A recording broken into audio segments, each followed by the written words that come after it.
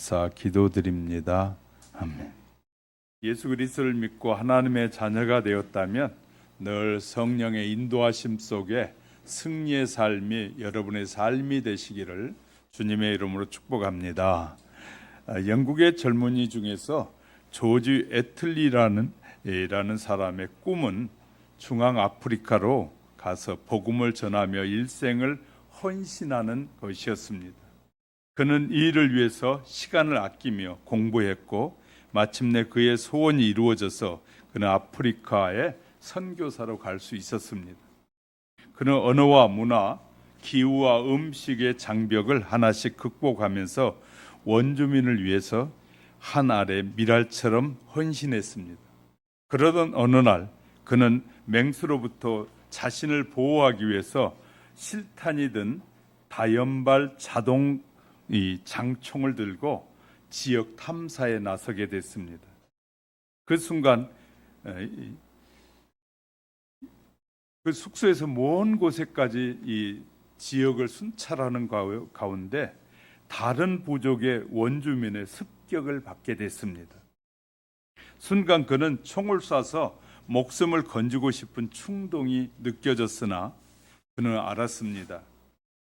총을 쏴 원주민을 피해를 주면 선교와 헌신은 물거품이 된다는 것을 알았습니다. 그래서 그는 장전된 총을 옆에 조용히 내려놓고 원주민들이 쏘는 화살과 창을 몸에 받아야만 했습니다.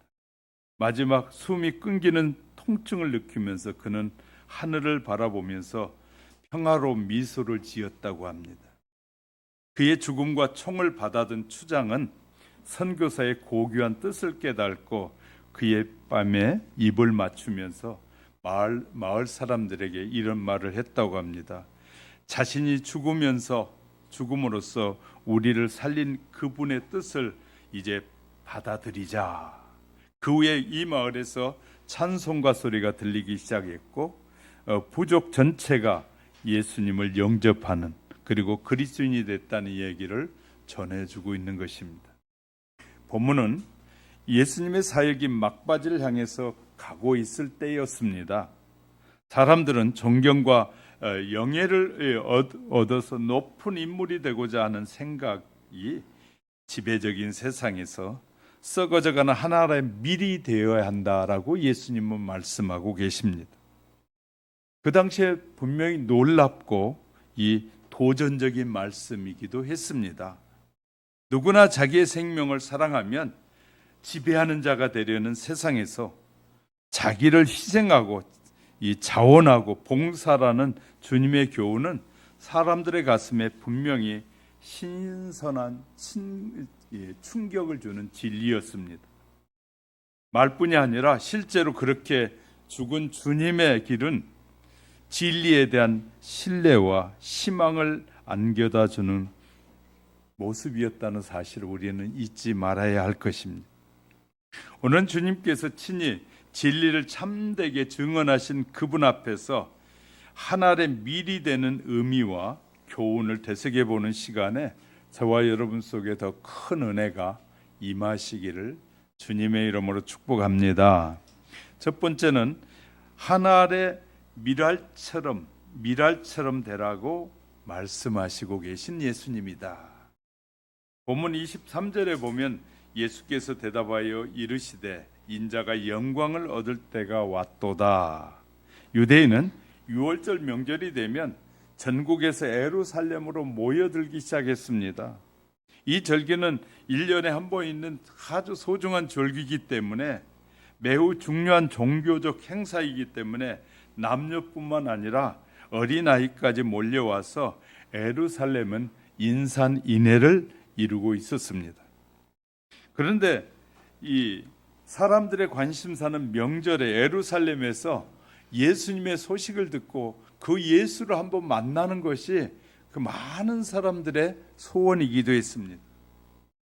각처에서 예배하러 올라온 사람들 중에서 헬라인 몇이 있었는데 제자였던 빌립을 통해서 청하여 예수님을 만나기를 청하셨다.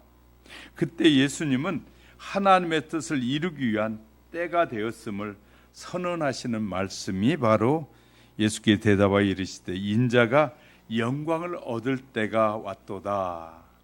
그 영광은 어떻게 받는 것이냐면 사람들은 내게 주어진 환희 속에서 얻어지는 것이 아니라 예수님의 영광은 죽음을 통하여 영광이 돌려지게 됐다라고 우리에게 말씀해 주고 있습니다. 뿐만 아니라 본문 24절 보면 내가 진실로 진실로 너희에게 이르노니 한 알의 밀이 땅에 떨어져 죽지 아니하면 한 알 그대로 있지만 죽으면 많은 열매를 맺는다라고 말씀하고 계십니다. 예수님께서 한 알의 밀이 되어서 인간의 죄를 위해서 죽으시려고 이 땅에 오셨다는 말씀입니다. 예수님이 오신 이 땅에 오신 목적은 인간의 죄를 대신하여 죽기 위해서 오셨다라고 말씀하고 있습니다. 모든 사람을 위한 종으로 오셨다고 말씀하시는 거죠. 사도 바울은 하나님의 아들이시면서도 이 세상에 오셔서 철저히 자기를 부정하고 종으로 사신 예수님을 깊이 이해한 사람인 것 같아요.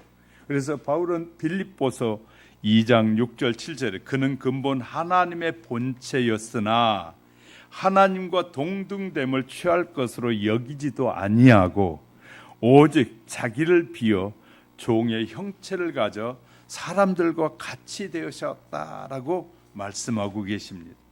그는 자신을 낮추고 십자가에서 죽기까지 복종하신 예수님에 대해 말하고 있는 것인데 주님의 생애 가운데 우리의 마음을 사로잡는 것은 하나님으로서 위엄과 능력 해감이 아니라 사람들을 위한 사랑과 자기 희생의 태도였다.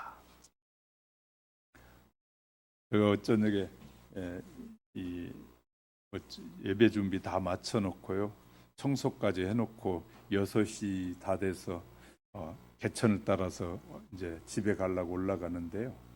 어떤 부부가 둘이 앞에 걸어가면서 남편이 큰 소리로 막 얘기하는 것이었어요. 세상에 신이 전쟁을 통해서 수많은 사람을 다 죽이고 있다고 하면서 막 아내에게 설득을 하는 거예요. 그 아내가 웃으면서 근데도 큰 싸움을 안 하고 하더라고요.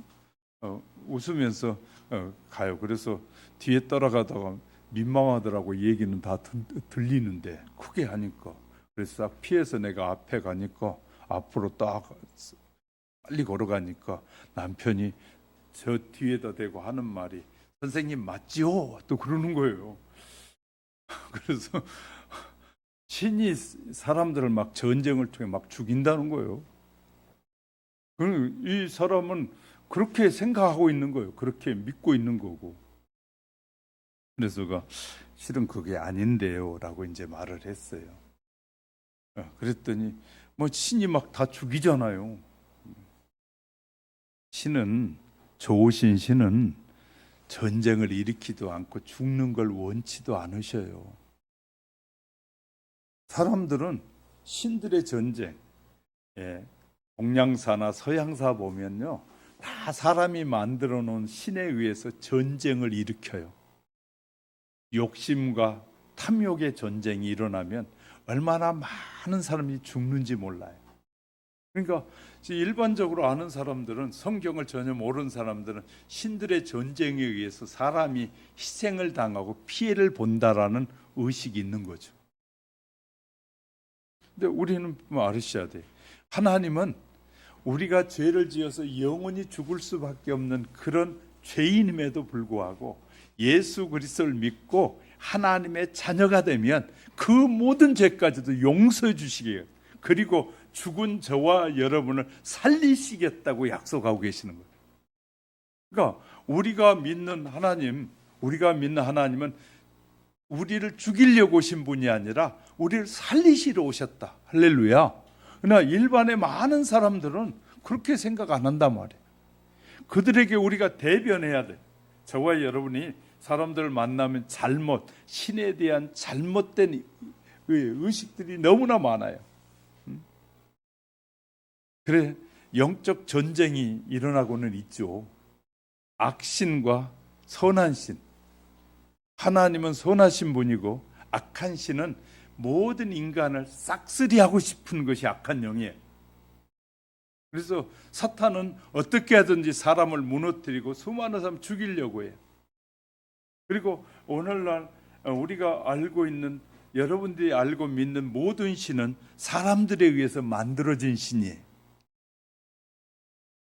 이집트의 피라미드 안에 있는 신들, 그들이 이집트 이 왕의 그 족보 속에 있는 수많은 신들, 그 신들은 전부 다 사람들이 만들었어요. 우리 왕은 죽지 않을 것이다. 그래서 피라미드를 만들어서 그 중앙에 놓으면 그 중앙에는 온도가 일정하고, 그래서 다시 부활한다고, 자기 신은 부활한다고, 그 썩지도 않는다고 해서 그렇게 만들었던 모든 피라미드 안에 파보니까 다 썩어버렸고 다 말라버렸고 의미가 없는 거예요. 그러나 그 시대 그 많은 사람들은 그 자기의 왕이 신이었다고 말하고 있어요. 전쟁에 능한 신. 그래서 이 수많은 신들이 사람들에 의해서 만들어져요. 오늘날 많은 사람들은 신을 만들어 놓고 그 신을 의지해요. 근데 그 신이 얼마나 많은 사람을 죽이는지 몰라요. 인도에서 코브라를 신으로 섬기면서 이 피리를 보면 코브라가 쫙 올라오잖아요. 그 코브라에 의해서 죽어가는 사람이 몇만 명씩 된다는 거예요. 이거 코브라가 그냥 성질나면 물어버린다는 거예요. 그래서 그 코브라로 죽어요. 그러니까 그런 걸 많이 봐고 다녔던지 많은 사람들은 신이 사람을 죽인다는. 그러나 진짜 여호와 하나님은, 진짜 신은 하나님은 사람을 죽는 것을 원하지 않는다. 모두 다 살려서 영원토록 하나님과 함께 살기를 원하신다고 우리에게 말씀하고 계신다. 그러니까 사람들이 말하고 있는 그 신과의 다른 개념을 가지고 있기 때문에 우리는 잘 설득하고 가르쳐야 돼요. 아까도 얘기했는데 오늘 아침에도요. 아침에 7시쯤 됐을 때 13번의 케이블 TV를 딱 틀어봤어요. 애들이 하도 안 일어나길래 일어나라고 아이들 음성 나오면 일어날 것 싶어서 틀었는데 거기에서 이런 걸 가르치는 거예요. 우리나라 동화 얘기를 하면서 호랑이가 대단한 능력을 발휘하는 거예요.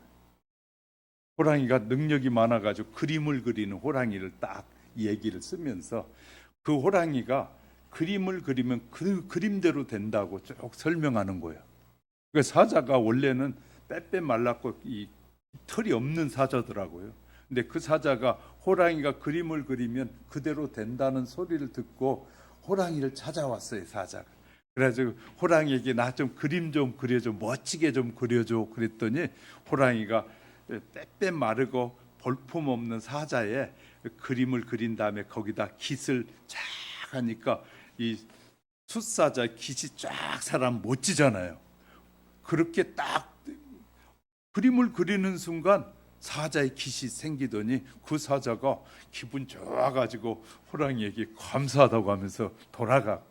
다른 동물들도 못생긴 모든 동물들이 호랑이를 찾아와가지고 그림을 그려달라고 하면 그림대로 되는, 우리나라 이 동물의 호랑이에 대한 신격화를 만들고 있는 것이었어요. 누구에게? 저 유치원 애들한테 가르치고 있는 거예요. 저는 깜짝 놀랐어요. 깜짝 놀랐어요. 그게 동화 얘기라고 하면서 그걸 가르쳐요. 그리고 호랑이가 그림을 그리면서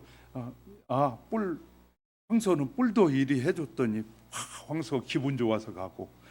그러니까 신격화 만드는 일이 얼마나 많이 있는지 몰라요. 왜? 하나님을 믿지 않으니까. 모든 것을 신격화해서 그 신으로 하여금 자기들의 힘을 발휘하고 싶어하는 모습.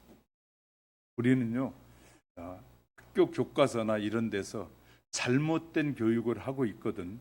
그리스도인들이 전화도 하고 말해야 돼. 방송에서도요. 이런 걸 왜 내보내냐고 방송국에 전화하면, 그렇게 민원이 들어가면 그 다음에는 바뀌게 됩니다. 세상은 민원에 굉장히 약해요.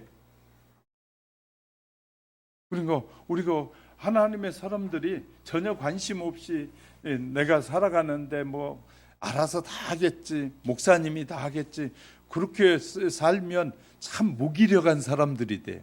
우리에게는 하나님이 지혜도 주셨고 능력을 주셔서 그런 일들이 있을 때 성도들이, 여러분들이 전화해가지고 방송국에서 올바른 방송해야 된다, 창조론도 가르쳐야지 왜 진화론만 가르치느냐, 그렇게 말하지 않으니까 계속 진화론만 가르치는 거예요. 목사들 모이면 그 얘기 하거든요. 그러니까 우리가 어떻게 선택하고 어떻게 말하느냐에 따라서 세상이 바뀌어가는 거예요. 그러니까 그냥 막연히 보는 것이 아니라 우리는 무엇, 방송이 어떤 것에 집중하고 있는지를 잘 봐야 돼. 어떤 지도자가 나오느냐에 따라 방송이 집중하는 것이 달라요.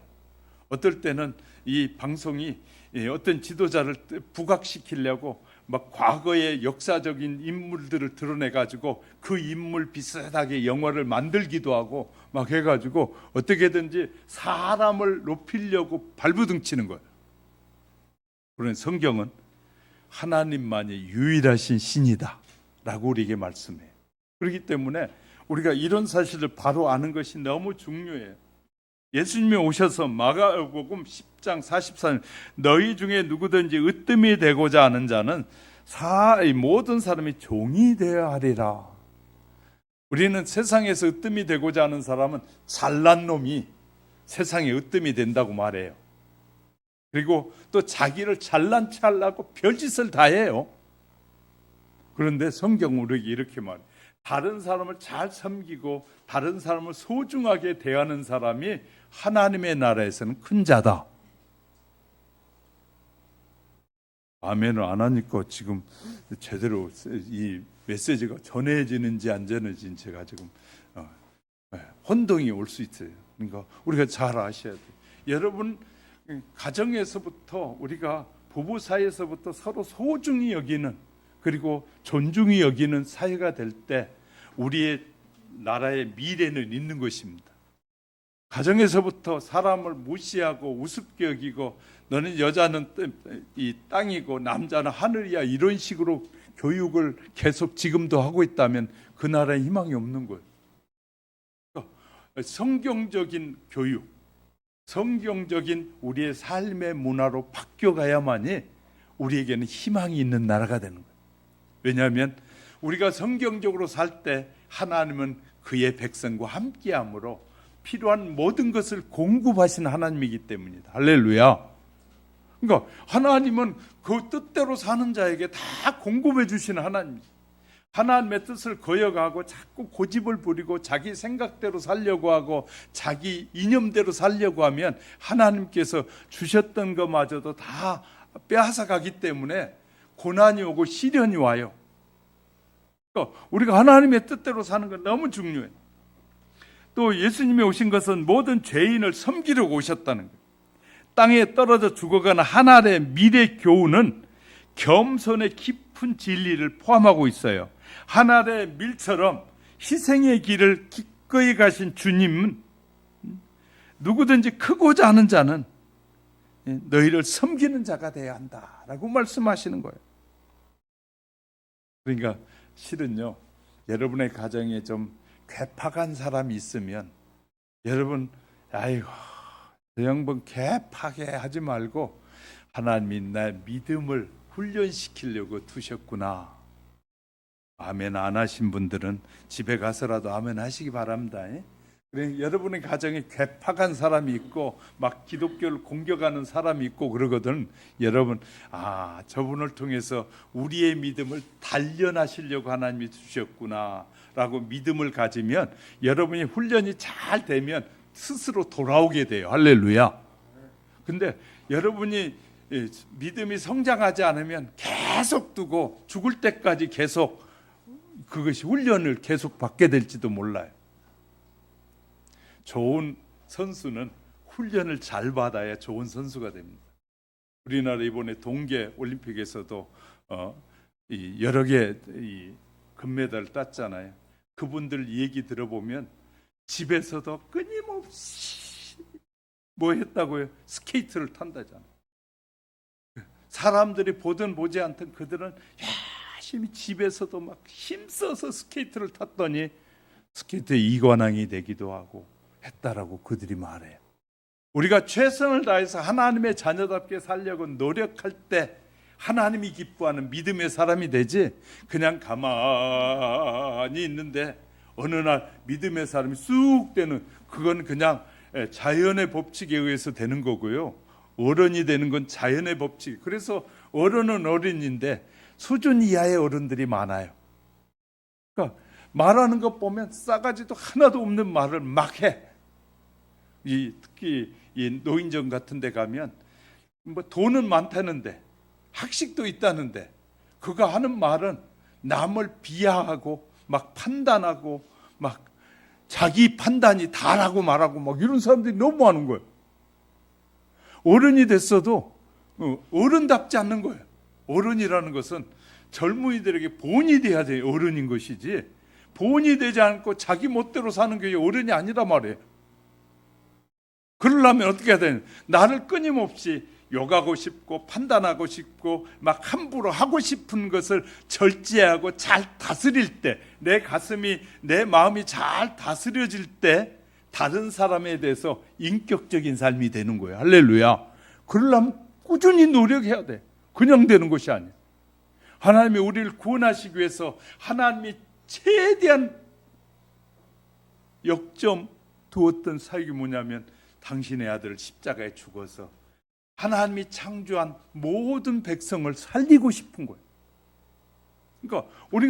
그러니까 하나님도 최선을 다하는 것처럼 우리도 하나님의 미랄이 돼서 최선을 다할 때, 제가 어느 아침에요, 새벽기도 끝나고 서재에 가서 책을 탁 폈는데 책을 딱 보는 순간에 충격을 받았어요. 어떤 충격을 받은 줄 알아요? 우리가 나이가 들어가면 뭐 한다 그러죠?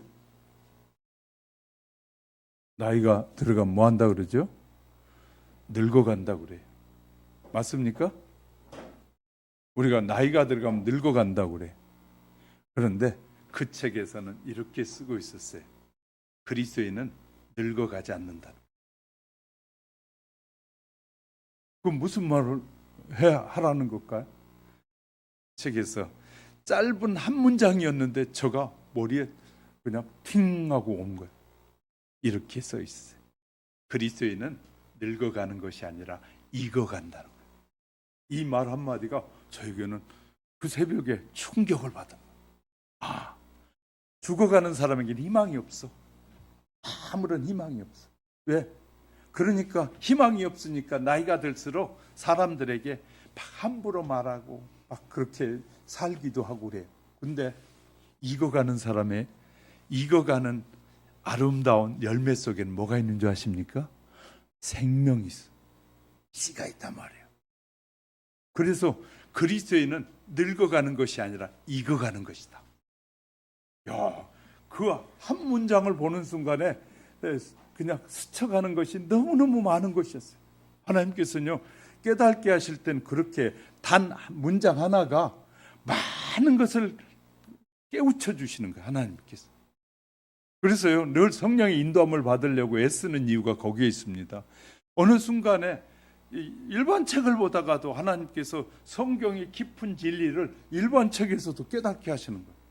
이거 이 선교하는 선교지 속에 어느 분이 글을 쓴 글인데 그 글 내용에서 나는 이제 다니면서 모든 교회 나가면 그럴 거예요.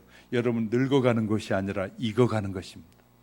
그러면 이제 그러면서 생각해 봤어요.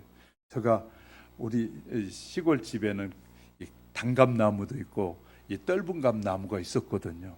근데 가을이 되면 이 떫은감이 그냥 팽팽하게 있는 것이 아니라 이 감이 이제 쭈그러들기 시작해. 쭈글쭈글. 그런데 쭈그러드는 이 감을 이 안에 보면 반드시 씨가 있어요.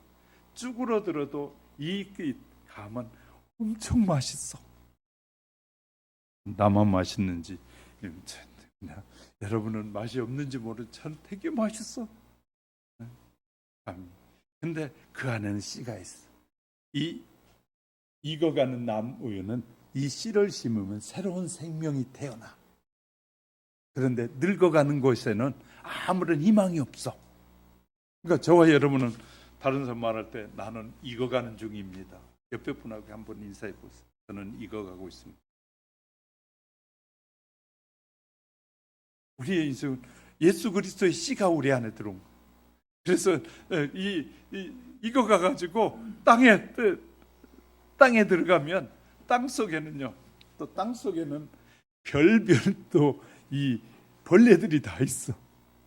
벌레.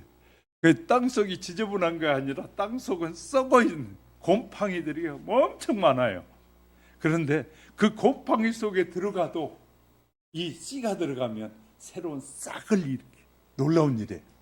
곰팡이가 바글바글한 흙 속에, 그 흙 속에 씨앗이 심어지면 죽을 것 같잖아요. 곰팡이가 많아 죽어야 되잖아요.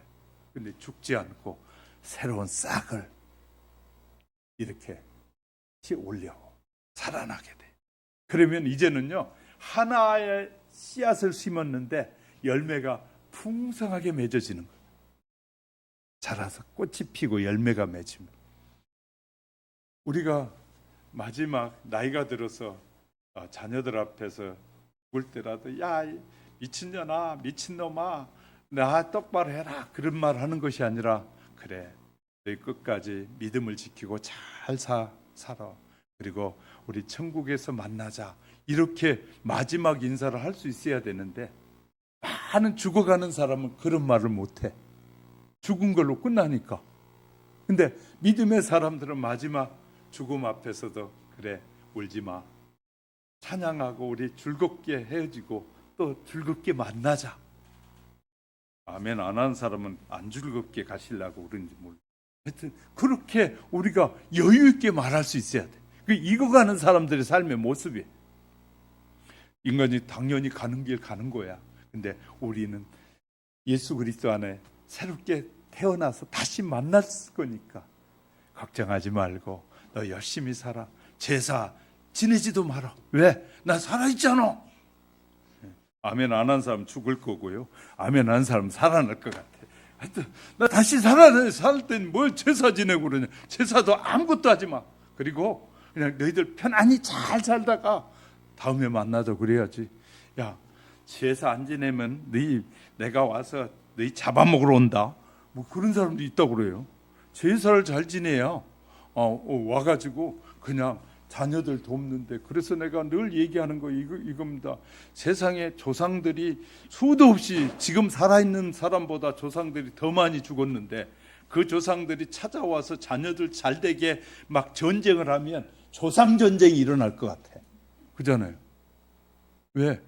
못되게 할 조상들 별로 없잖아요. 근데 아무런 도움이 안 되는 거거든. 죽은 사람이 오지도 못하고 우리 찾아오지도 못하는 거거든요. 근데 우리가 잘 알아야 될 것은, 야, 신경 쓰지 마. 나는 하나님 앞에 가지만 너는 또 즐겁게 좋은 믿음을 가지고 잘 살다가 좋은 영향력을 미치다가 다음에 만나자. 얼마나 좋은 희망찬 마지막을 맞이하게. 우리는요, 세상 사는 거 달라야 돼. 죽는 것도 달라야 돼. 삶도 달라야 돼. 하나님이 그렇게 살기를 원하시는 거예요. 저와 여러분에게. 제가 저희 아버지한테 내가 다 배우고 알고 보니까 제사가 아무런 의미가 없으니까 돌아가셔도 저는 이제 수도 예배 안 드립니다. 그랬더니 네가 잘 배웠으면 그렇게 해야지. 저한테 그렇게. 그래서 저희 부모님 돌아가시고 나서 수도 예배 형님들이 예배 드리자고 안 해서 한 번도 안 드렸어요. 10년이 넘었는데도. 왜? 의미 없는 일이에요. 왜? 천국에 살아 계셔. 나는 그 사실을 믿잖아요. 믿었으니까. 할렐루야. 그러니까 우리가 믿는 걸 행하는 것이 진짜 믿음이에요. 믿는 대로 내가 믿은 사실을 그대로 행하고 지키고 사는 것이 변화된 삶이에요. 많은 사람을 위한 대성물로 예수님이 오신 거예요. 인류를 구원할 수 있는 그 죽음을 통해서 구원하시기 위해 오셨어요. 그래서요, 주님은 자신의 사명을 마가복음 10장 40을 자기 목숨을 많은 사람의 대속물로 주려 함이니라. 대속물로 주러 오셨다는 거예요. 그러면서 예수님이 제자들 향해서 이 하늘의 밀처럼 되라고 말씀하시는 거예요. 저와 여러분에게도 밀처럼 되라. 많은 사람을 위한 종. 우리는 하나님의 종이라는 이름을 즐겨 쓰는데 스스로 자랑스러워하는 그것이 정작 사람들 위한 종까지 되어야 하는 길인 것을 우리가 알지 못했다는 거예요. 하나님을 향한 종이 사람을 위한 종이기도 하다는 거예요. 다른 사람을 소중하게 여기는. 그러니까 우리가 이제 이런 사실들을 주님은 제자들에게 말씀하셨어요. 요한복음 13장 10절 내가 주와 또는 선생이 되어 너희 발을 씻겼으니 너희도 서로 발을 씻기는 것이 옳은 일이니라. 옳은 일이다. 그렇습니다. 종의 길은 발을 씻기듯 날마다 낮은 자세에서 남을 섬기는 길이라는, 스승이신 주님은 그렇게 말씀하셨고 그렇게 사셨어요. 그렇게 본을 보여주신 거예요. 그러면서 자기 희생을 아끼지 않았어요. 예수를 믿는다고 하는 많은 사람들이 자기밖에 모르는 삶을 산다면 매우 어리석은 삶을 사는 것입니다. 우리는 다른 사람을 위해서 내가 아끼고 소중히 여겨서 다른 사람을 위해서 베풀 수 있는 마음, 이것이 그리스도 예수의 마음인 줄 믿으시기 바랍니다. 그래서 나를 위해서는 아끼고 다른 사람을 위해서 더 소중하게 쓸 수 있는 사람. 근데 다른 사람이 나보다 하찮아 보이는데 소중히 여기겠습니까? 안 여겨지는 거예요. 그러니까 나보다 다른 사람이 소중히 여겨질 때 우리는 주님 예수 그리스도를 닮아가는 삶임을 분별할 수 있게 되기 바랍니다. 두 번째는 인간에게 생명의 영원한 의미를 우리에게 주셨습니다. 25절에요. 자기 생명을 사랑하는 자는 잃어버릴 것이요, 이 세상에서 자기의 생명을 미워하는 자는 영생하도록 보존하리라. 예수께서 세속적인 기대감을 따라 예수님을 따르는 모든 사람들에게 신앙적 삶의 역설적 대원칙을 말씀하고 있는, 이는 당시 주님의 입성을 환영하면서 예수님이 나귀를 타고 예루살렘에 입성하니까 수많은 사람들이 저분만 붙잡으면, 저 줄을 잡으면 나에게도 그 뭐가 열리는 역사가 있겠다. 선거철만 되면 막 줄 탈라고 별짓을 다 해요. 그러다가 금년에도 어떤 분들이 서울시 의원, 국회의원들이 지금 다 구속되고 그러잖아요. 왜? 줄타기 아니라 돈 갖다 내고 막 정당에 돈 갖다 내고 하니라고 다 난리들이에요. 그래서 예수님 당시에도 사람들의 생각 속에 예수님의 줄만 잡으면, 저분만 잡으면 내가 뭐가 될 것 같다 싶어가지고 막 이 예수님을 만나고 싶어 했단 말이에요. 많은 사람들이. 이건 이제 생명의 원칙인데 영적 생명과 육체적인 생명이 같습니다. 영적 생명은 원칙은요, 반드시 뭐냐면 심어야 살아난다는 거예요. 심어야 살아. 겸손해야 살아나게 된다는 거예요. 자, 세상에도 심어야 되는데 우리의 가슴에 뭘 심으면 살아날까요? 예수의 생명을 심으면 저와 여러분이 살아나. 할렐루야. 예수 그리스도를 믿는 것이 예수 그리스도의 생명을 내 가슴에 심는 거예요. 내 가슴에 심으면 내가 살아나요. 우리도 마찬가지입니다. 열매 미랄이 있는데 이 알 심지 않고 그냥 이렇게 놔두면 3000년이 가도 알 그대로 있어요. 그래서 이 과학자들이, 역사학자들이 피라미드 안에서 3000년 전에 있던 그 피라미드 안에서 열매가 있어서 그 열매를 피라미드 안에서 끄집어내가지고 관 안에서 끄집어내서 그래서 땅에 심었더니 다시 싹이 나더라는 거예요. 한 알 그대로 있으면 결코 한 알 그대로 남는다는 거예요. 그러나 심으면 싹이 나고 꽃이 피고 열매가 맺는다. 저와 여러분에게 주님은 이렇게 말씀, 내 씨를 너희의 가슴에 심고 싶다. 우리의 가슴에 예수의 씨를 심어가지고 그 예수로 말미암아 우리가 죽으면, 예수를 믿고 그 예수의 씨앗이 내 안에 있으면 살아서 많은 열매를 맺을 수 있게 된다는, 할렐루야. 그러니까 우리의 개파간 우리 이웃들, 가족들을 잘 섬겨줘서 내가 저 인간 때문에 내가 죽겠다라는 그런 마음으로 섬기라는 거예요. 하나님이 우리에게 그 이제 고난이 때가 되잖아요.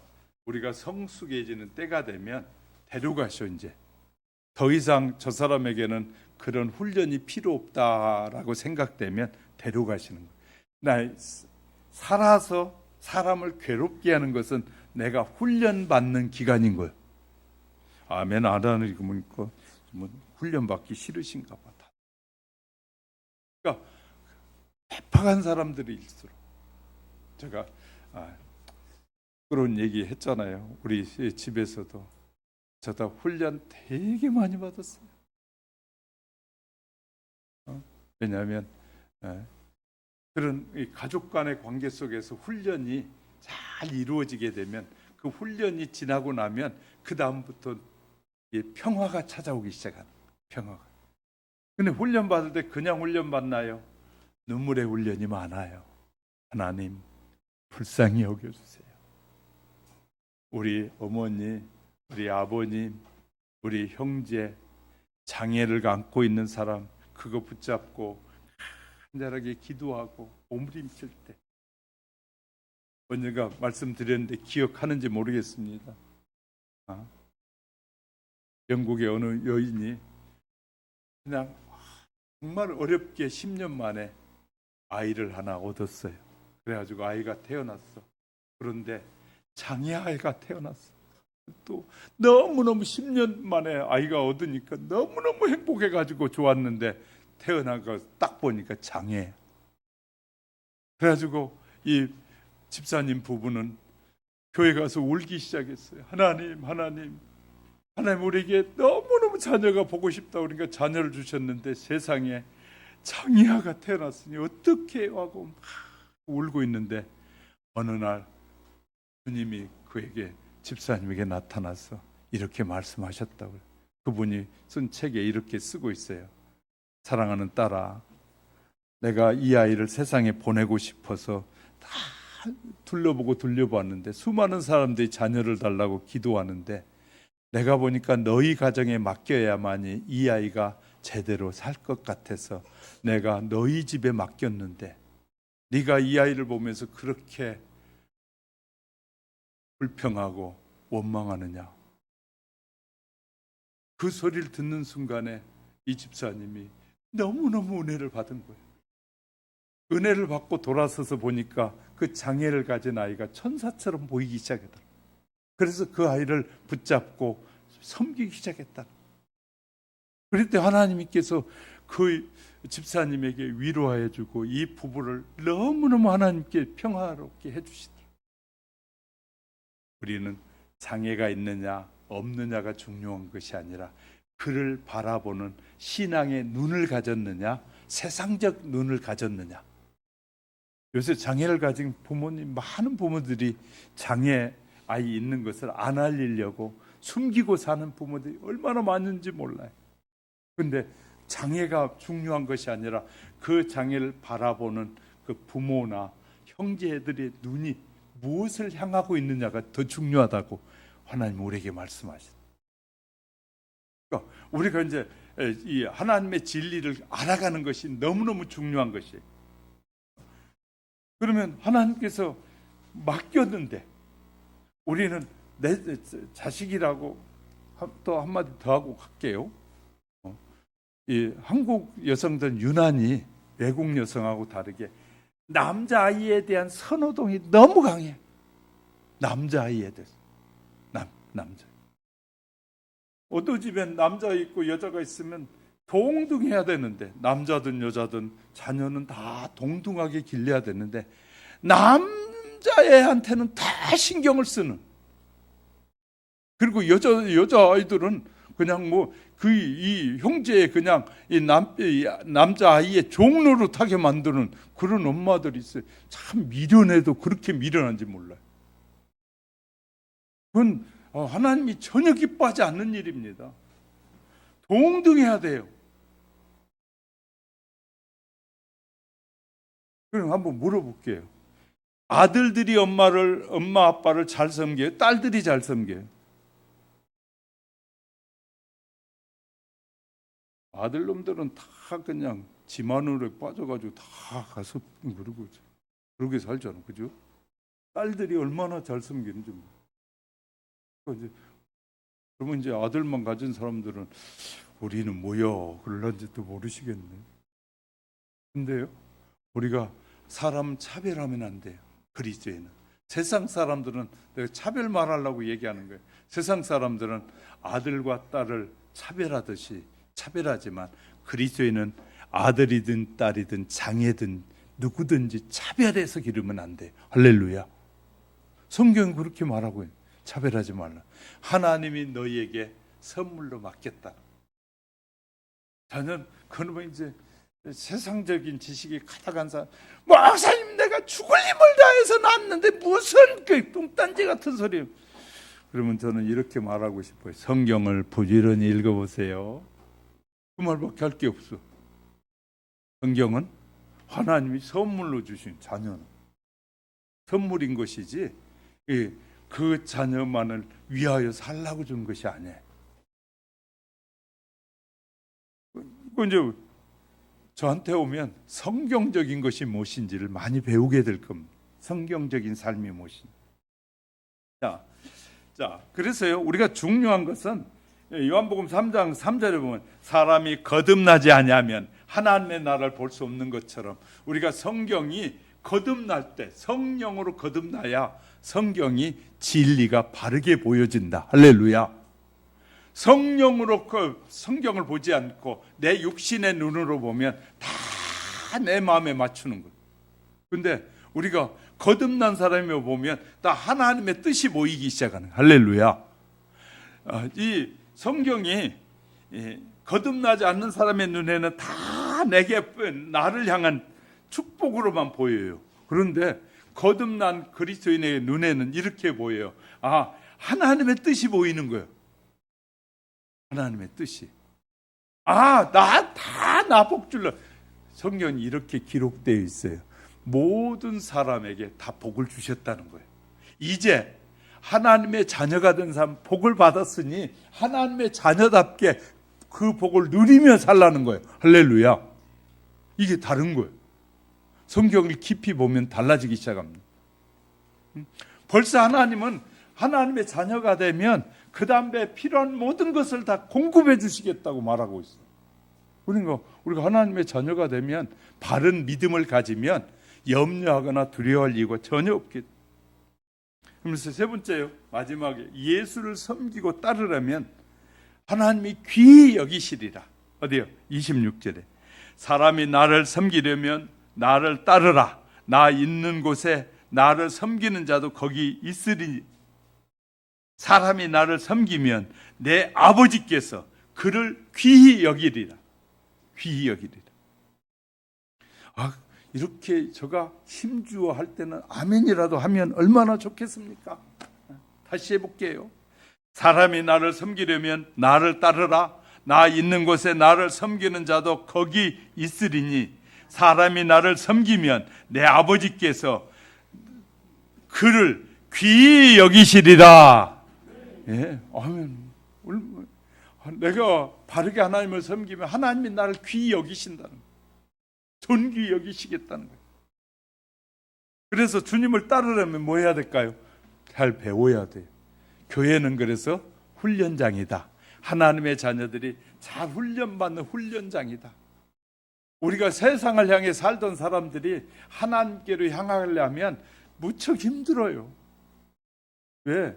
세상의 지도자들의 말을 따르면서 배우고 그렇게 알아온 사람들이 하나님을 나의 주인으로 모시고 살려면 배워야 되잖아요. 세상도 우리가 배우지 않고는 따라 살 수가 없잖아요. 지금 AI의 시대가 됐다고 그러니까 AI를 모르면 AI를 어떻게 활용할 법을 몰라요. 그러면 문명인에서 밀려나기 시작하는 거예요. 그러면 뭐 해야 돼요? AI를 배워야 돼. AI를 배워야만이 문명 시대에 살아갈 수 있어요. 그런 것처럼 우리가 하나님의 자녀가 되고 영원한 축복의 사람이 되려면 하나님의 우리에게 말씀하신 걸 잘 배워야 돼. 어떻게 살아야 될 것인지, 어떻게 말하고 어떻게 행동해야 될지, 우리의 남은 짧은 인생을 어떻게 해야 좋은 열매가 맺을지 따르려면 배우라는 거예요. 그래서 마태복음 11장 29절 내게 배우라. 예수님이 가장 좋은 선생님이에요. 그러니까 저와 여러분, 저는요, 여러분은 예수님을 배우라고 말씀드려요. 근데 저를 배우면요, 여러분 실망하게 돼요. 김 목사를 배우고자 하고 김 목사 가까이 오면 할수록 여러분이 실망밖에 할 거 없어요. 그러니까 저를 배우는 것이 아니라 저가 말하는 예수를 배워야 돼. 할렐루야. 저가 말하는 예수를 믿어야 되는 거예요. 사람은 멀리 있을 때는 그래도 괜찮아 보이거든요.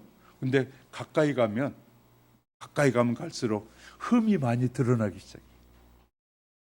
제가 중학교 때 우리 영어를 가르치려고 오신 선생님이 있었거든요.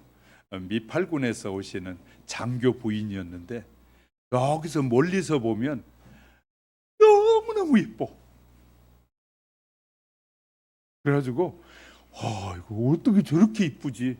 그런데요, 우리 반에 들어와서 영어를 가르치려고 가까이 왔는데 보니까 어머나, 전부 다 여기가 다 곰보여. 나 깜짝 놀랐어요. 멀리서 볼 때는 꼭 천사 같았는데 가까이 와서 위를 보니까 여기가 다 어그러졌더라고요. 얼굴이 다. 근데 멀리서 볼 때는 그렇게 아름다워. 저를 가까이 와서 보면 저 막 흠들이 막 보일 거예요. 우리는 적당히 거리를 두고 삽시다. 웃지도 않고 그냥 우린 적당히 거리를 둬야만이 그래도 그게 괜찮다 그러지. 저 가까이 오시면요, 정말 아이고 목사님 저렇게 해도 목사님 될까 싶을 정도로 저도 못 됐어요. 그러니까 저도 예수님을 닮으려고 하고 여러분도 예수님을 닮으려고 하고 우리가 예수님께 배우는 거예요. 할렐루야. 제가 말하는 예수 그리스도를 따르려면 잘 배워야 돼. 그러면서 예수님이 이렇게 말씀해요. 나 있는 곳에 나를 섬기는 자가 있다. 예수님이 계시는 곳에는 반드시 예수님을 섬기는 자가 있는 것처럼 예수를 섬기라는 거예요. 섬기라는 말의 의미는 주를 위해서 봉사라는 뜻이고요, 주의 말씀에 순종하라는 거예요. 이해가 되셨어요? 순종하는. 믿고 따르면 귀히 여기시리라. 귀히 여긴다는 것은 하나님이 구원해 주셔서 우리와 하나님이 영원히 함께 살게 하시겠다는 거예요. 귀히 여긴다는 말은. 자, 그리스도의 영광을 함께 누리게 하시겠다는 거예요. 그래서 바울은 로마서 8장 17절에서 자녀이면 또한 후사, 곧 하나님의 후사요, 그리스도와 함께한 후사다. 그리스도와 함께한 영원한 하나님의 축복을 누리는 사람이 된다라고 말씀하고 있어요. 먼저 하나님의 미리 땅에 떨어져 죽어야 하고 자신을 내려놓으라는 거예요. 이 말씀을 미랄이 땅에 떨어져 싹이 썩어 죽어야 한다는 말씀이에요. 미랄이 죽지 않으면 하나 그대로 있고 죽으면 많은 열매를 맺는 것처럼 저와 여러분도 그리스도 예수 안에서 내 자아가 죽고 예수님의 자아가 저와 여러분 속에 생겨나고요. 그래서 저는 가끔 이제 인격이 좋은 사람들 보면 참 부러워요. 참 좋은 집안에 태어나신 분들은 인격이 좋은 부모님 밑에 태어나고 그런 분들 보면 부러워요. 참 좋은 인격을 가지신 부모님이니까 장점이 많잖아요. 저는 그런 장점이 많지 않은 것 같아. 그래서 저희 집사람이 나보고 맨날 하는 말이 못됐다고 그래. 내가 못됐다고. 왜? 못된 짓을 많이 하나 봐요, 지금도. 그러거든요. 그러니까 여러분이 저 가까이 오려고 하지 말고요, 주님을 가까이 하셔야 돼요. 그래야 여러분은 주님의 성품을 배워야 되고 주님이 기뻐하는 사람이 돼요. 많은 그 교회들이 목사를 닮으려다가 실패하는 사람들이 너무 많아요. 이단에 간 많은 사람들이 저 상담해 보니까 목사님이 엉터리로 사니까 저가 이단에 갔다는 거예요. 네. 그래서 그분한테 그래요. 왜 목사만 봤냐고. 자꾸 예수를 봐야지. 목사가 말하는 그 예수를 안 봤군요. 사람을 보면 2단에도 빠지고 3단에도 빠지고 잘못하면 5단에도 빠질지 몰라요. 그러나 우리가 예수님을 보면 2단 이하에 빠지지 않습니다. 안 빠져요. 예수님을 바라봐야 돼요. 2단의 괴수들은 전부 다, 2단의 괴수들은 다 자기 바라보라 그래. 그리고 다 가져오라 그래. 그래서 2단들은 부자 아닌 2단은 없어. 근데 우리 같이 예수님을 바라보는 교회들은 다 어려운 교회들이 많아요. 그러나 2단 교회들은 어렵지 않아요. 첫 번째 2단 카톨릭, 얼마나 돈이 많은지 몰라요. 카톨릭 2단이거든요. 여호와 증인, 뭐 부자 얼마나, 신천지 얼마나 부자인지 몰라요. 그래 여러분, 양양 가는 고속도로 가다 보면 저 산 위에 보면 통일교 궁전을 지어놨어. 돈이 얼마나 많은지. 우리는 교회는 그럴 길이 없어요. 왜? 이웃을 섬기고 나누고 베풀고 그래야 되니까. 그럴 길이 없어요. 그러니까 우리가 이 올바른 지식을 가지고 보면 세상이 왜 그러는지를 알게 되는 거죠. 말씀을 정리하겠습니다. 예수님께서 나귀 새끼를 타고 예루살렘에 입성하셨습니다. 그리고 장사꾼이 우글거리는 성전을 깨끗하게 청소하셨습니다. 주님은 성도의 심령 속에 입성하시기를 원하십니다.